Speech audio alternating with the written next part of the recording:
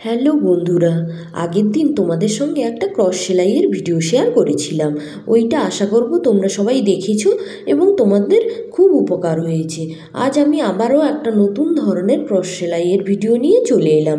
এইটা আগেরটার থেকে সম্পূর্ণ আলাদা। এই সেলাইটা করার জন্য আমি দুদিকে পেন্সিল দিয়ে দাগ দিয়ে নিয়েছি, কেননা যদি দাগ দেওয়া না হয় তাহলে সেলাইটা দুদিকে অসমান হয়ে যেতে পারে, তাহলে দেখতে খারাপ লাগবে।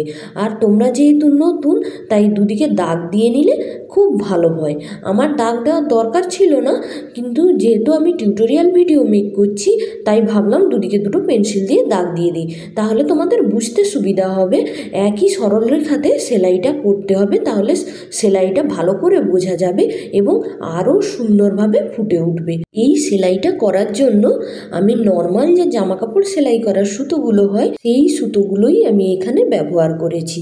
এই সুতোগুলো তোমরা সব জায়গাতেই পাবে। আমি আশা করি তোমাদের প্রত্যেকের এলাকাতে একটা না একটা টেলারিং দোকান তো থাকবেই, আর ওখানে গিয়েই তোমরা খোঁজ করলে এই সুতোগুলো পেয়ে যাবে। তাদের কাছে অনেক ধরনের কালার থাকে সুতোর, কেননা যেহেতু ওনারা জামা কাপড় নিয়ে কাজ করেন তো তাই ওনাদের সব ধরনের সুতোগুলো রাখতে হয়। তোমরা ওখানে গেলে এই সুতোগুলো অনায়াসে পেয়ে যাবে। এই সুতো তো খুব সরু হয়, তাই আমি এই কাজটি করার জন্য ওই সুতোর 7 তার নিয়েছি। 7টা সুতো নিয়ে একটা মোটা সুতো তৈরি করে নিয়েছিলাম, যাতে সেলাইটা খুব সুন্দর হয় আর তোমাদের বুঝতে সুবিধা হয়। কেননা আমি যদি সুতোটা পাতলা নিয়ে কাজ করি তাহলে সেলাইটা তো সুন্দর দেখতে হবে না। একটা কাজ করার সঙ্গে সঙ্গে সেটা কিভাবে সুন্দর দেখাবে সেইটাও আমাদের দেখা জরুরি। কালার কম্বিনেশানটাও হলো একটা খুবই গুরুত্বপূর্ণ বিষয়। আমি যখন থেকেই ভিডিও মেক করছি প্রায় প্রত্যেকটা ভিডিওতে আমি এই কালার কম্বিনেশানের কথাটা বলে থাকি।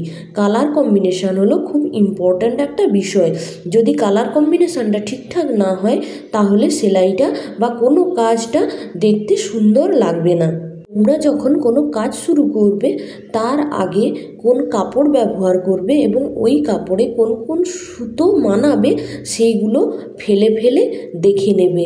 তখনও যদি না বুঝতে পারো তাহলে যে সুতোগুলো তুমি চুজ করেছো সেই সুতোগুলো দিয়ে একটা দুটো এমনি যে কোনো ফোড় তুমি সেলাই করে নেবে তোমার ইচ্ছে মতো, দিয়ে দেখবে যে কোন সুতোটা সবচেয়ে ভালো মানাচ্ছে ওই কাপড়টায়।